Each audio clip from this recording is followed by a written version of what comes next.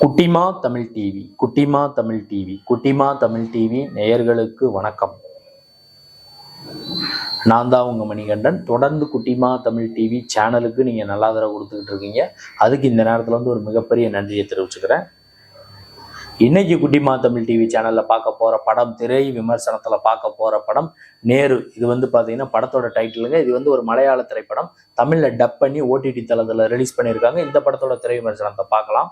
Cash and குருவை பார்த்துலாம். மோகன்லால், பிரியாமணி, அனஸ்வரா ராஜன் மற்றும் பல முன்னணி நட்சத்திரங்கள் நடிச்சிருக்கிறாங்க. சித்து சோசப் இந்த படத்தோட இயக்குனர் பாபநாசம் படம் எடுத்தவர், திருஷ்யம் படம் எடுத்தவர்.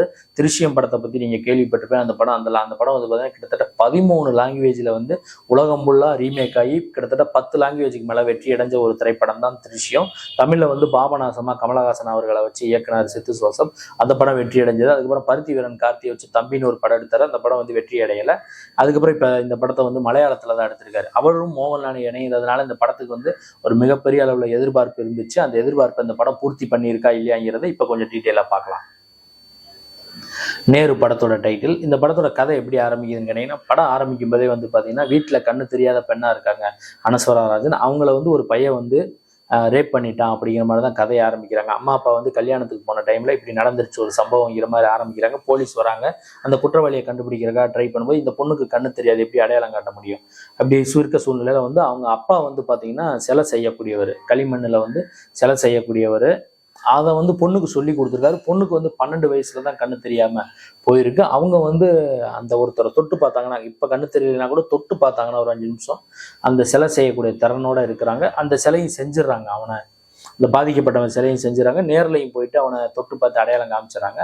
காமிச்சதுக்கு அப்புறமா அவனை கைது பண்றாங்க. கைது பண்ண அவன் ஜாமீன்ல வெளியே வந்துடான். வக்கீல் சில பாயிண்ட்ஸை சொல்லி ஜாமீன்ல வெளியே வந்துடான். வெளியே வந்ததுக்கு அப்புறமும் கேஸ் நடக்குது. இவங்க தரப்புல, கதாநாயகி தரப்புல அனஸ்வரா ராஜன் அவங்க தரப்புல பாத்தீங்கன்னா மோகன்லால் இதுக்கு வராரு, வாதாடுறதுக்காக வராரு. சில நாட்கள் சஸ்பெண்ட் ஆகி ப்ராக்டிஸ் பண்ணாம இருந்தா கூட அவர் வாதாடுறதுக்காக வராரு. வந்தவர் இதுல என்ன பண்ணாரு, இந்த கேஸ்ல ஜெயிச்சாரா இல்லையா, அந்த பாயிண்ட்ஸ் என்ன, உண்மையிலேயே அந்த பொண்ணை ரேப் பண்ணது யாரு, இதுக்கெல்லாம் விடை சொல்றதா இந்த படத்தோட முழு நீள திரைக்கதை அமைஞ்சிருக்கு. இதுல பாத்தீங்கன்னா படத்தோட ஒளிப்பதிவும் சாங்ஸும் ரொம்பவே ரசிக்கும்படியா இருக்கு. ஒரு தமிழ் திரைப்படம் பார்த்த மாதிரி தான் இருக்கு. படத்தோட முக்காவாசி காட்சிகள் 95% காட்சிகள் கோர்ட்ல நடக்குது.